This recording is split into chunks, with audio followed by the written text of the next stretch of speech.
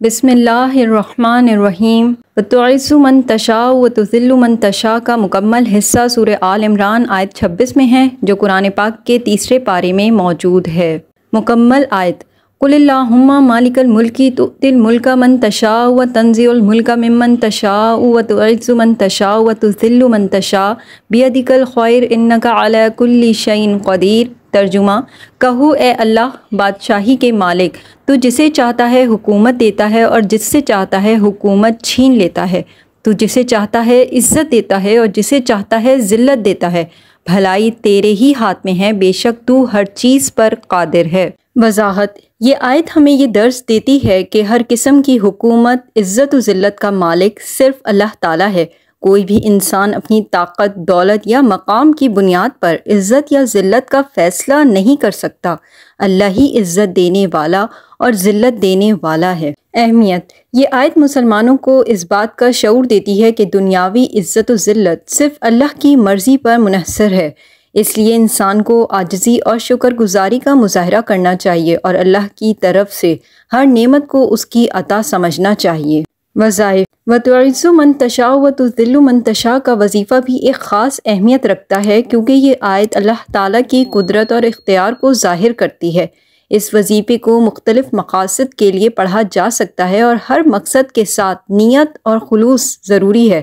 یہاں اس آیت کے کچھ خاص وظائف کے حوالے دیے جا رہے ہیں۔ وظائف کے ضمن میں جو خاص عدد یا طریقے دیے گئے ہیں وہ قرآن و سنت میں بعض مواقع پر مستند ہیں، لیکن چند مخصوص وظائف علماء کے تجربات پر مبنی ہیں، جنہیں صدقے دل اور خلوص نیت کے ساتھ پڑھا جائے تو برکت حاصل ہوتی ہے۔ عزت و وقار حاصل کرنے کے لیے فجر کی نماز کے بعد 41 مرتبہ وتعز من تشاء پڑھنا عزت و وقار کے لیے مجرب ہے۔ یہ تعداد بعض علماء کے تجربے پر مبنی ہے اور عام روایات میں بھی وظائف کی تعداد اور طریقے میں مختلف اقوال موجود ہیں۔ ذلت سے بچنے کے لیے روزانہ 100 مرتبہ پڑھنا دشمنوں اور حاسدوں کے شر سے بچاؤ کے لیے پڑھا جاتا ہے، جو کہ علماء کے تجربے کی روشنی میں تجویز کردہ ہے۔ اس میں اللہ کی حفاظت کے حصول کی نیت سے یہ آیت ورد کی جاتی ہے۔ دشمنوں سے نجات کے لیے عشاء کی نماز کے بعد 313 مرتبہ پڑھنا باضابطہ تعداد ہے، جو غزوہ بدر کے مجاہدین کی تعداد کے مطابق اخذ کی گئی ہے۔ یہ تعداد اور وظیفہ دشمنوں سے نجات اور حفاظت کے لیے مجرب ہے۔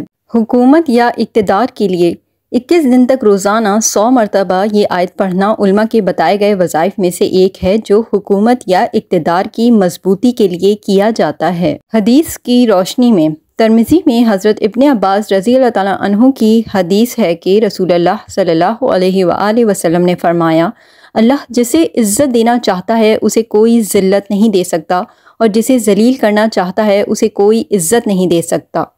یہ حدیث قرآن کی اس آیت کے مفہوم کی مکمل تصدیق کرتی ہے اور اس بات کی تصدیق ہوتی ہے کہ عزت اور ذلت کا مالک صرف اللہ ہے۔ وظائف کو پڑھتے وقت نیت کا خالص ہونا، وضو کی حالت میں ہونا اور 5 وقت کی نماز کی پابندی بہت ضروری ہے۔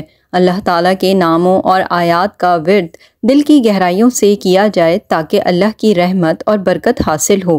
یہ وظائف ہر مسلمان کے لیے عزت، کامیابی اور اللہ کی مدد حاصل کرنے کا ذریعہ بن سکتے ہیں، بشرط یہ انہیں اخلاص اور یقین کے ساتھ ادا کیا جائے۔ تفصیلی وضاحت: آیت وتعز من تشاء وتذل من تشاء کی تفصیلی وضاحت کے لیے ہم تفسیر اور حدیث کی روشنی میں مزید حوالہ جات کو بیان کرتے ہیں تاکہ اس آیت کی اہمیت کو زیادہ بہتر طور پر سمجھا جا سکے۔ تفسیر ابن کثیر کو امام حافظ عماد الدین ابن کثیر رحمۃ اللہ نے لکھا۔ یہ تفسیر اسلامی دنیا میں نہایت مقبول ہے اور قرآن کی تشریح و تفسیر میں قابل اعتماد مانی جاتی ہے۔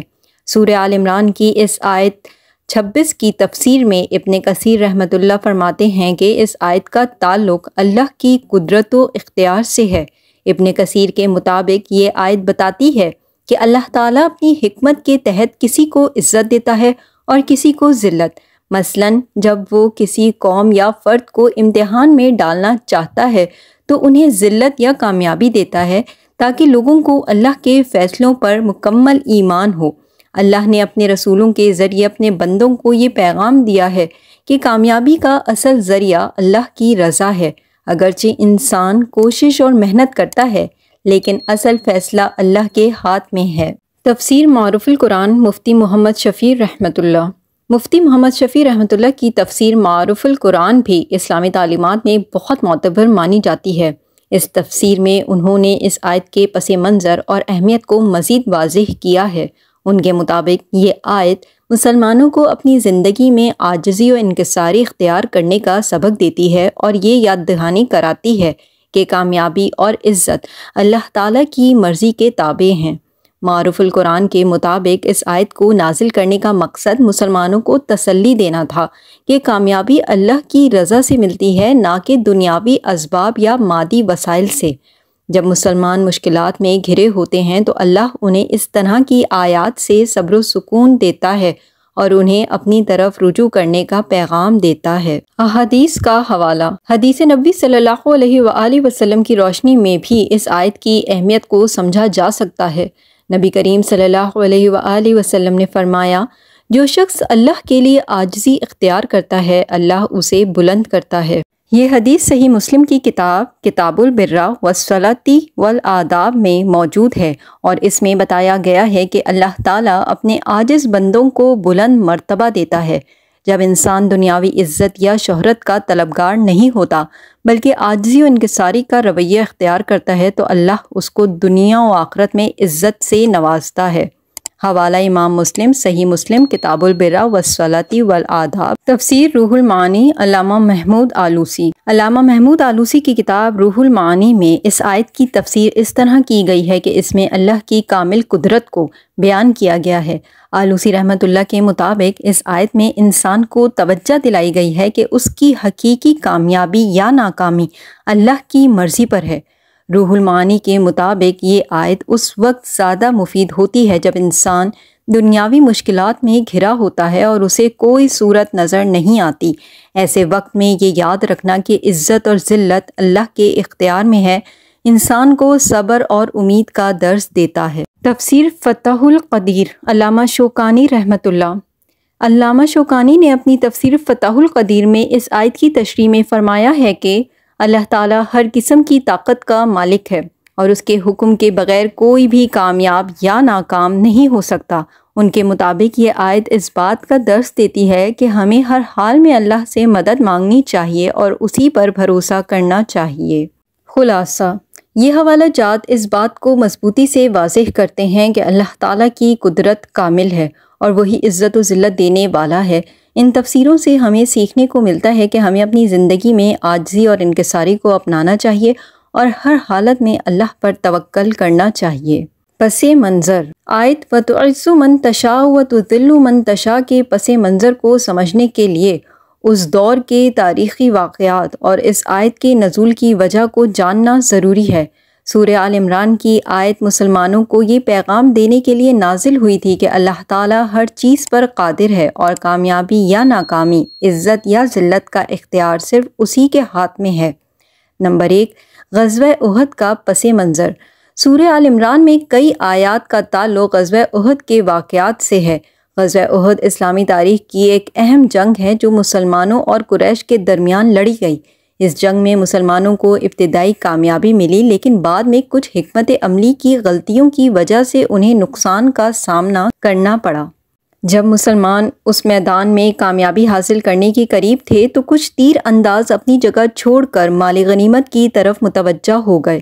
اس غفلت کا فائدہ قریش کی فوج نے اٹھایا اور مسلمانوں کو نقصان پہنچایا۔ اس واقعے کے بعد مسلمانوں میں مایوسی اور غم کی کیفیت تھی۔ انہیں یہ محسوس ہونے لگا کہ اللہ ان سے ناراض ہو گیا ہے۔ اسی دوران اللہ تعالیٰ نے یہ آیات نازل فرمائیں تاکہ مسلمانوں کو یاد دہانی ہو کہ ہر حالت میں اللہ ہی عزت و ذلت دینے والا ہے اور اس کی حکمت میں پوشیدہ راز ہمیشہ انسان کی فہم سے باہر ہوتے ہیں۔ نمبر 2، مسلمانوں کی تسلی اور تقویت۔ اس آیت کا مقصد مسلمانوں کو یہ یقین دلانا تھا کہ اللہ کی مدد اور نصرت کے بغیر کوئی بھی کامیاب نہیں ہو سکتا۔ یہ دنیاوی اسباب جیسے فوج کی تعداد، ہتھیاروں کی مقدار یا جنگی حکمت عملی پر منحصر نہیں ہے کہ کس کو عزت ملے گی اور کس کو ذلت۔ اس کے بجائے سب کچھ اللہ کے اختیار میں ہے اور وہ اپنی حکمت کے مطابق فیصلہ کرتا ہے۔ مسلمانوں کے دل میں یہ خیال آ رہا تھا کہ شاید اللہ نے ان سے اپنا فضل ہٹا لیا ہے یا شاید انہیں کامیابی نہیں ملے گی۔ اس آیت کے نزول نے ان کے دلوں میں امید اور یقین کو بحال کیا۔ اللہ نے انہیں یاد دلایا کہ عزت یا ذلت کا دار و مدار صرف اللہ کی مرضی پر ہے اور اسی پر بھروسہ رکھنا چاہیے۔ نمبر 3، ایمان کو مضبوط کرنے کا پیغام۔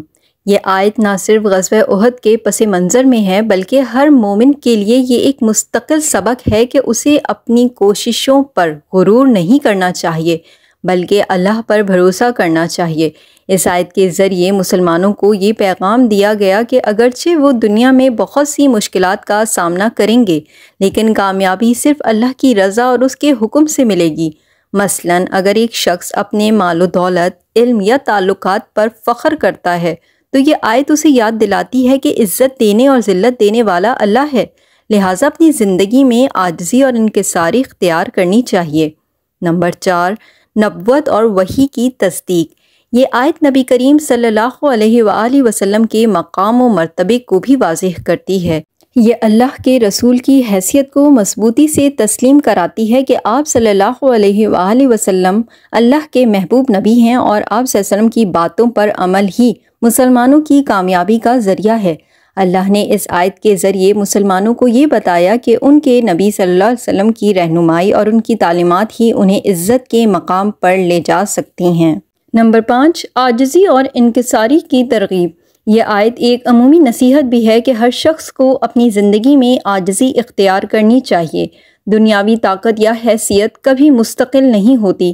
اللہ جسے چاہتا ہے عزت دیتا ہے اور جسے چاہتا ہے ذلت دیتا ہے۔ اس میں چھپی حکمت یہ ہے کہ انسان کو اپنی زندگی میں کسی بھی حال میں غرور نہیں کرنا چاہیے بلکہ اللہ کے فیصلوں پر یقین رکھنا چاہیے۔ نمبر 6، امید اور بھروسے کی بحالی۔ اس آیت کے نزول کا ایک بڑا مقصد مسلمانوں کے دلوں میں اللہ کی ذات پر بھروسہ پیدا کرنا تھا۔